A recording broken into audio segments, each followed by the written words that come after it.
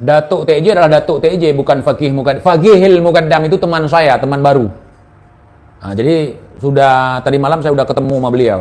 Nah, itu sahabat saya sekarang. Nah, jadi ada orang yang membawa nama beliau, memfitnah beliau, itu beliau nggak ridho. Jangan-jangan Fakih Mukaddam pun kalian ngaku-ngaku sebagai datuk kalian.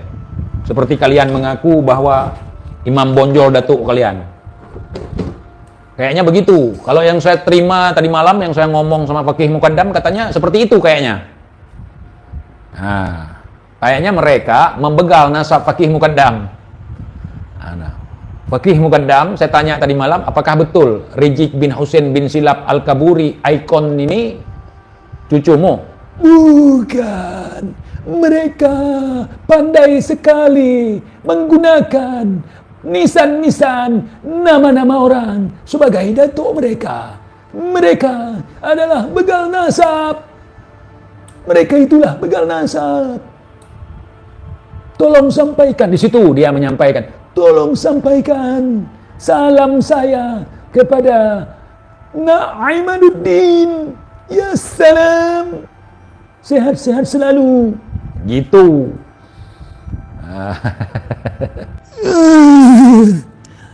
Ini bukan Munir Usman. Ini Al-Imam Fakihil Mukaddam. Masa kalian tidak bisa membedakan? Cuman kalau suara gaib hampir sama. Nah, antara suara perempuan jarang berbicara.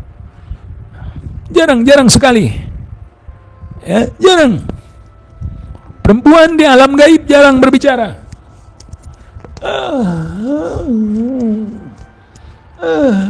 Perkenalkan, ana Al-Imam Fakihil Mukaddam. Saya pinjam raga ini untuk bisa berkomunikasi dengan kalian.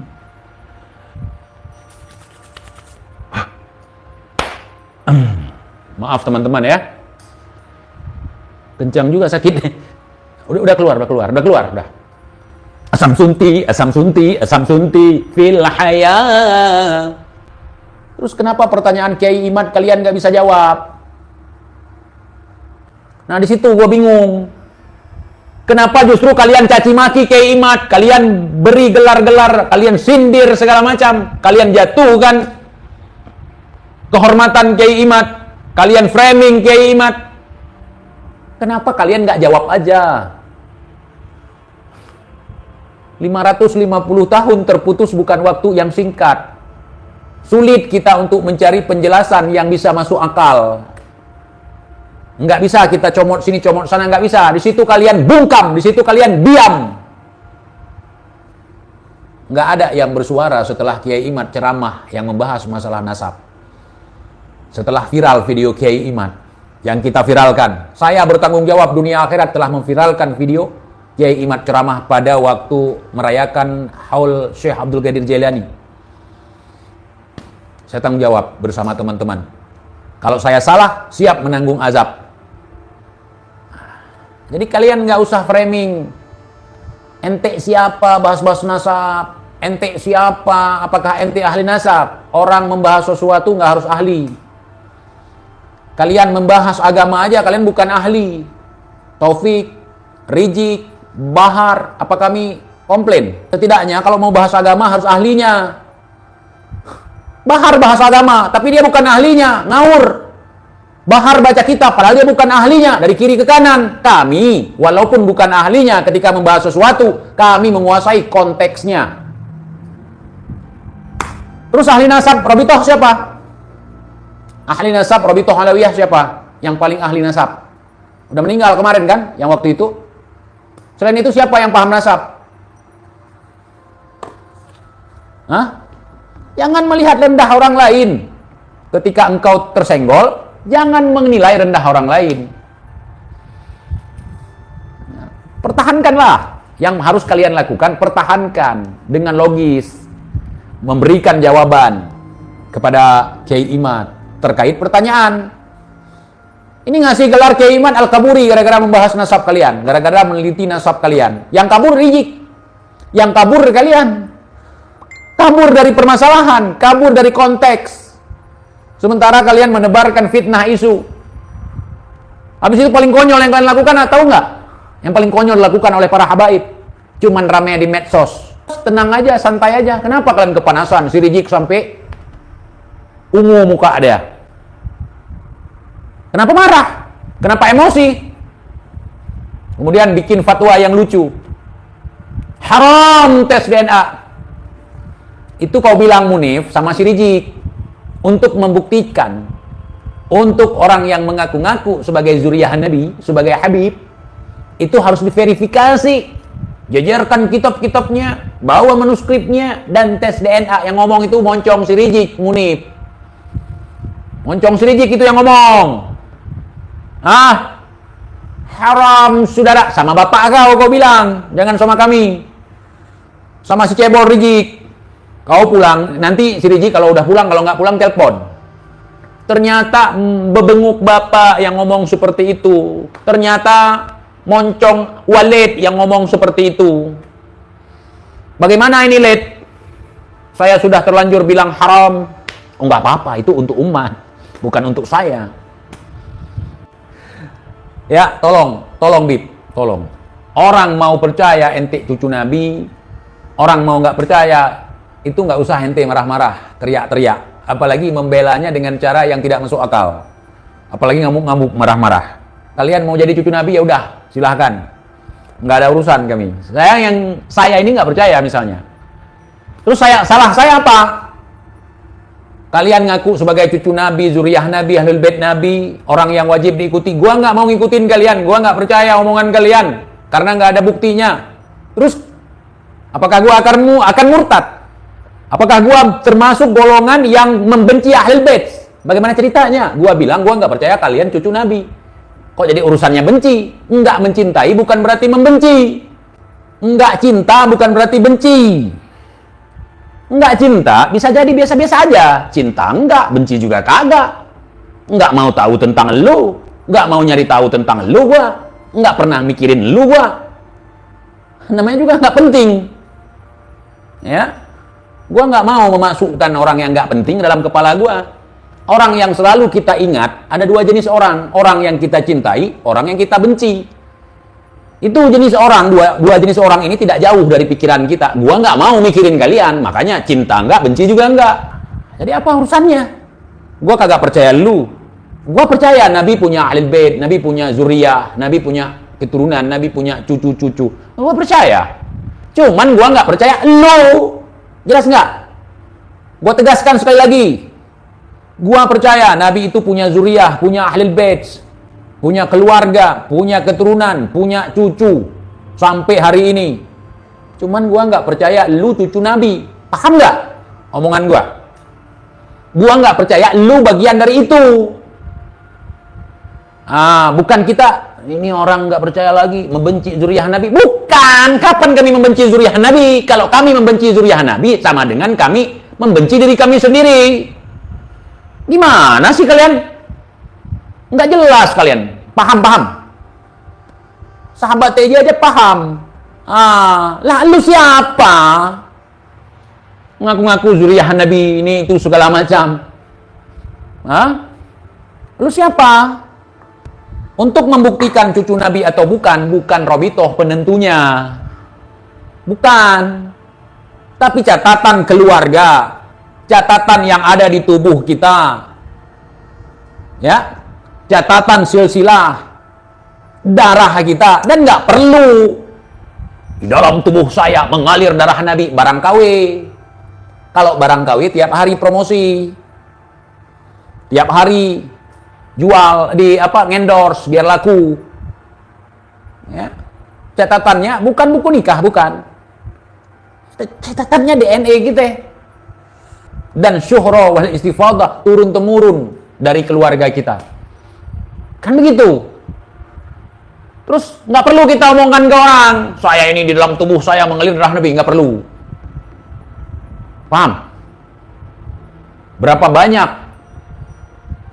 ya orang selain daripada kabilah Bani Alawi yang keturunan Nabi dari Al-Hasani dan juga Husaini di luar dari kabilah Ba'alawi. Apakah ada mereka? Di dalam tubuh saya mengalir darah Nabi. Cuman kalian yang heboh. Cuman kalian merasa paling sahih. Dulu kan teriak-teriak, yang paling sahih catatannya adalah Ba'alwi, yang tercatat di Rabithah Alawiyah, yang disahkan oleh Belanda. Kalau sahih ngapain teriak-teriak, giliran dimintai bukti kagak ada. Saya paling sahih, saya paling benar, saya paling akurat, ada lembaga pencatatan nasabnya, begini, begitu, ada videonya, ada gini, pakai telur, segala macam. Mana buktinya? Pokoknya kami zuriyah Nabi. Barang siapa yang meragukan zuriyah Nabi, maka kamu akan kafir. Udah gitu ngamuk-ngamuk. Tadi ngegas, ngaku-ngaku sebagai zuriyah Nabi. Giliran diminta bukti, seharusnya gampang saja. Kenapa? Rabithah Alawiyah itu lembaga pencatatan nasab Ba'alwi, atau kata lain lembaga pencatatan nasab cucu Nabi. Sudah pasti dia punya buku besar, besar sekali bukunya. Yang di situ cabang daripada nasab. Nah, jadi pertanyaan saya, apa yang kalian catat selama ini? Kalau pertanyaan simple seperti yang ditanyakan oleh Kiai Imad saja kalian nggak bisa jawab. Kantornya besar, masyhur katanya di dunia dan di akhirat. Ya kan? Sudah sahih, seluruh dunia mengakui, bahkan di luar angkasa juga. Bagus sorbannya, paketin, tapi jangan COD. Janganlah. Sebenarnya ini bukan sorban, ini syal. Syal. Aneh NU tapi nggak udut. Oh NU, saya bukan. Saya NU bukan, Muhammadiyah bukan. Saya Muhammad Iqbal. MU ya. MI, Muhammad Iqbal gitu. Saya nggak ngudut karena saya lagi berhenti sebentar. Saya melihat kalau bulan sabit di kuku saya hilang. Kalau bulan sabit di kuku hilang, saya ambil tindakan, berhenti merokok, berhenti mengkonsumsi minyak, berhenti mengkonsumsi gula, menandakan ada gangguan kesehatan saya gitu. Ini udah mulai nampak lagi nih bulan sabitnya. Bulan sabit di kuku saya begitu ya. Jadi saya berhenti sebentar. Berarti ada masalah nih. Kok di Arab nggak diagung-agungkan Habib? Ya benar nggak sih? Mungkin karena orang Arab murtad semua. Misalnya datuk saya itu nggak pernah ngajarin kita pengetahuan tentang Habib. Rotibul Haddad, kita nggak pernah diajarkan. Nggak pernah. Rotibul Attos, nggak pernah. Wirdus Sakran, nggak pernah. Cintailah habaib ini. Kalau nggak mencintai habaib, kau akan celaka. Nggak ada. Nggak ada. Oh, TIJ, Datuk ente jauh dari ulama. Beliau ulama dan juga pejuang. Bukan pecundang ya. Ulama sekaligus penjuang. Bukan datuk saya, datuk ayah saya. Kalau saya, datuk saya nggak gitu. Ya, datuk daripada ayah saya punya bapak dia itu punya kakek dia itu ya datuk ayah saya berarti, datuk abah saya. Dia seorang ulama, dia seorang pejuang gitu. Udah ulama, pejuang lagi. Nggak minta-minta, nggak ngemis. Ngasih ke orang-orang.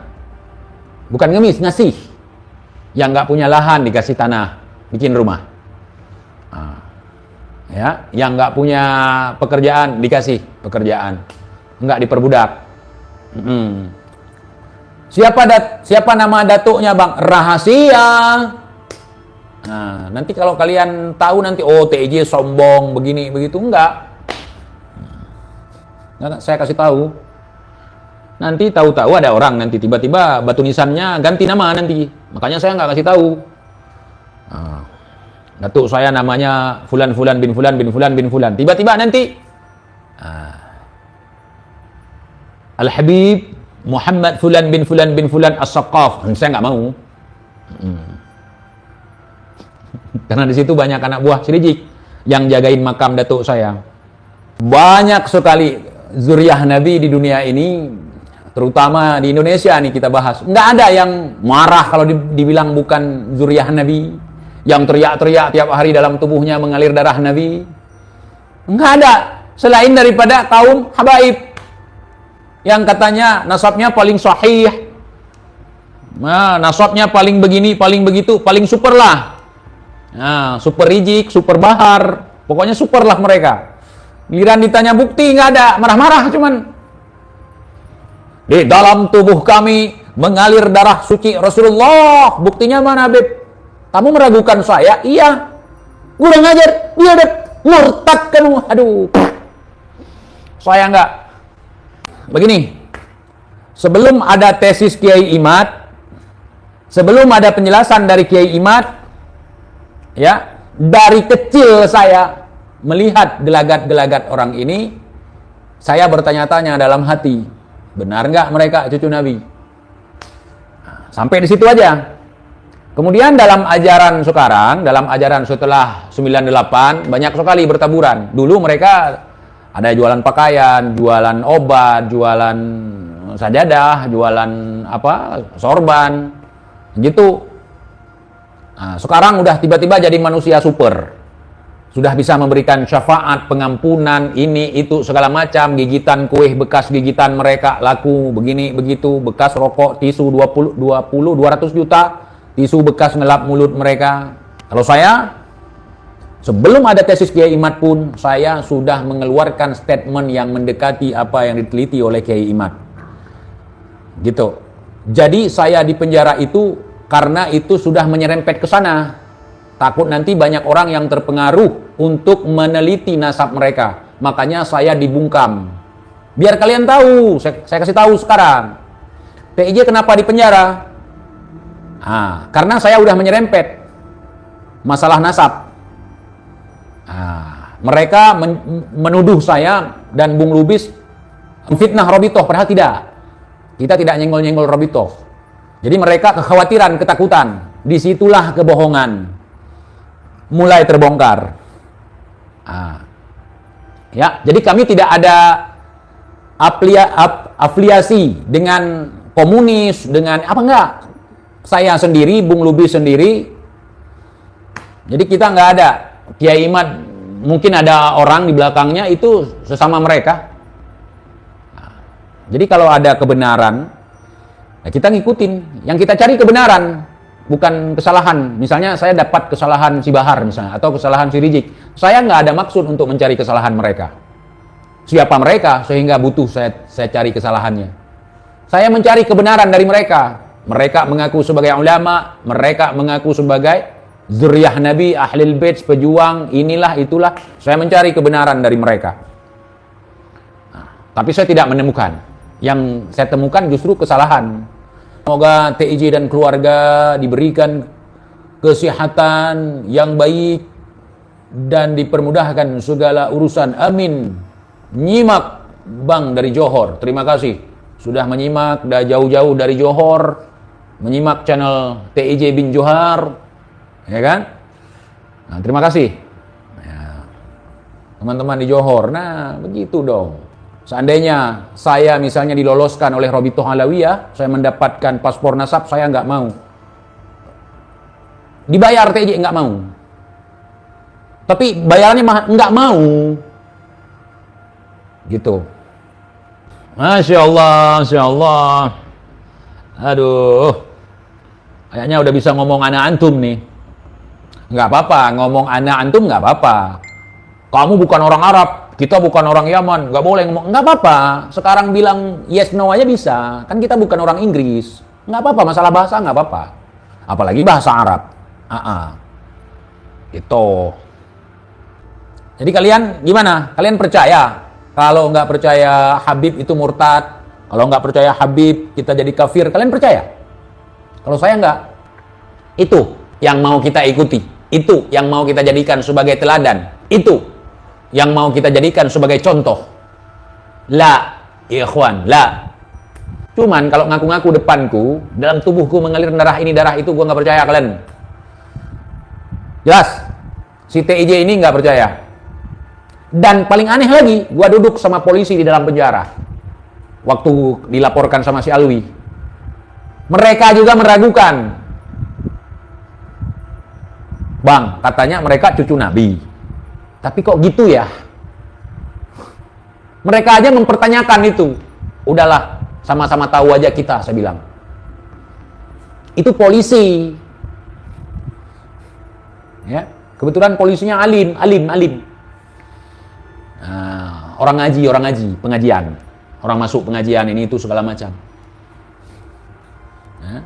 Teriakin orang begal nasab. Begal itu orang yang mencaplok, mencatut, memaksa, merampok yang bukan hak dia.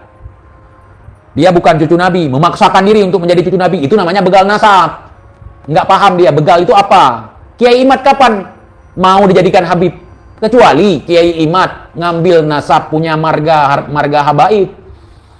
Terus dia bilang, Rizik itu palsu, bukan Habib, bukan cucu Nabi. Sayalah yang asli, sayalah Imaduddin Uthman bin Syihab. Itu baru begal.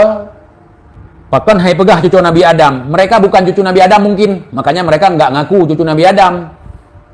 Mungkin mereka beda dengan kita. Karena menurut si Nopel Al-Gdubrus, kita sama mereka itu beda adonannya. Adonannya beda. Nah, mungkin mereka diaduk dari batu kerikil, tambah borak. Jadilah mereka beda dengan kita. Nah, ya.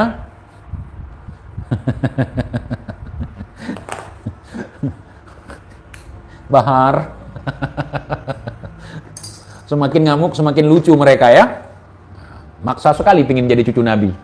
Jangan, ya, jangan mengakui orang lain sebagai ayahmu. Akuilah ayahmu. Mau dia tukang obat, mau dia tukang becak, mau dia tukang korupsi, mau dia maling, mau dia rampok, dia ayahmu. Coba dengan garomah datuk kalian keluarkan kitab sejaman. Jangan cuma nurunin emas dari langit. Jangan nurunin susu dari langit. Ngapain?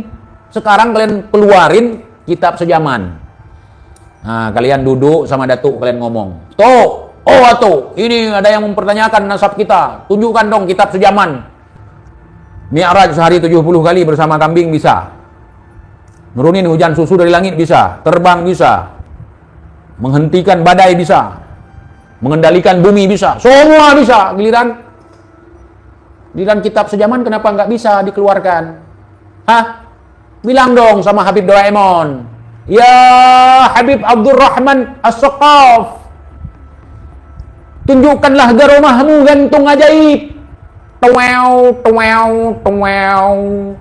Alat pencari kitab. Gitu kalau ada. Ini garomah kabur, berjilid-jilid. Minta tolong sama Habib Habib Rahman, atau kalau sekarang lebih masyhur namanya Doraemon. Minta itu.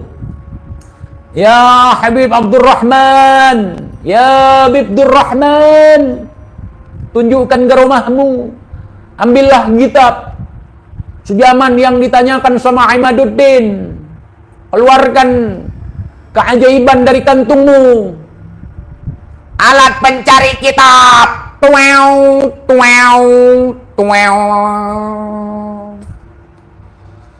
Entah siapa yang akan membayar atas gelembung yang kau lepaskan setiap hari. Aku lebih baik diam tanpa mendengar apa-apa daripada harus mendengar mulut-mulut sampah yang berkomentar. Jangan screenshot lagi ya. Jangan, udah cukup satu itu. Kalau cinta kok bikin bikin wibawaku jatuh. Enggak akan jatuh wibawaku. Mau ada jigongnya, mau apa, enggak akan jatuh ke wibawaanku. Karena jigongnya enggak dijual. Yang dijual kopi murni. Setelah jadi jigong enggak akan dijual.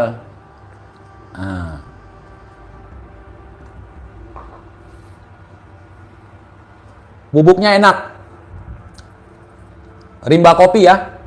Rimba kopi. Bubuknya aja enak, apalagi kopinya.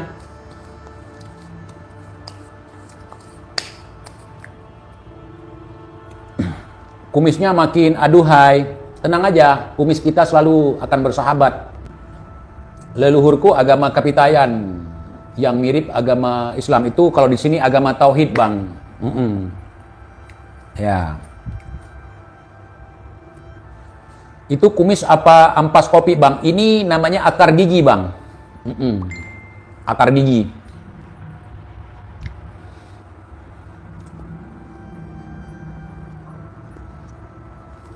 Tarim apa kabar? Entah, nggak mau tahu. Nggak mau tahu juga gua. Entah. Bung Lubis apa kabar? Alhamdulillah sehat. Punya kumis kayak mas-mas Jawa. Bang-bang Aceh juga begitu. Rata-rata bang-bang abang-abang di Aceh itu berkumis. Cuman karena saya bukan asli sini ya, kemarin-kemarin saya nggak melihara gitu. Nah, saya pikir daripada saya pelihara kumis, lebih bagus saya pelihara ayam, saya pelihara bebek, entok, kuda, sapi, kambing gitu. Sekarang berhubung kambing-kambing saya jual, kemudian ada yang ngurus juga, jadi saya pelihara kumis sekarang. Lebih wibawa ada kumisnya. Saya itu kalau masalah wibawa tidak terletak pada kumis, tidak terletak pada gigi, tidak terletak pada tubuh saya. Yang namanya wibawa itu yang melekat pada diri kita. Misalnya saya nggak punya gigi, nggak akan diketawai orang juga, nggak. Nah, kalau saya lagi nggak bercanda, orang nggak mood, malah orang serem melihat saya gitu. Nah, ya kan? Saya lebih serem kalau nggak ada gigi. Woi, jangan dicoba juga ya, jangan kalau punya gigi, jangan sampai kok rontokkan gigi. Kalau gigi palsu nggak apa, lepas sebentar, copot. Kayak Aldo bisa itu, Aldo bisa. Nah, Aldo itu giginya bisa dibongkar, bongkar pasang itu. Nah.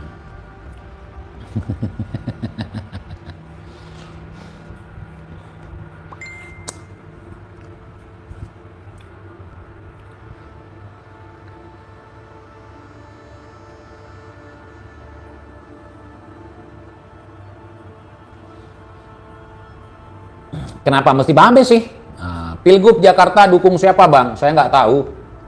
Calonnya saja saya nggak tahu. Jangan terlalu dekat kamera. Kenapa? Kenapa kalau terlalu dekat kamera? Kenapa? Apakah ragamu akan bergetar?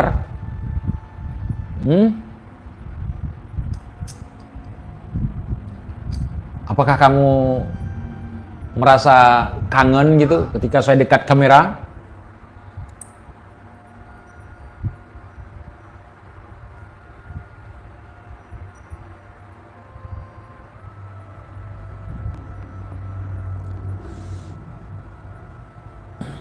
Oke, teman-teman semuanya, saya ada panggilan. Saya izin pamit dulu ya. Terima kasih buat teman-teman yang sudah hadir di sini. Mudah-mudahan kita semua selalu dalam lindungan Allah Subhanahu wa taala.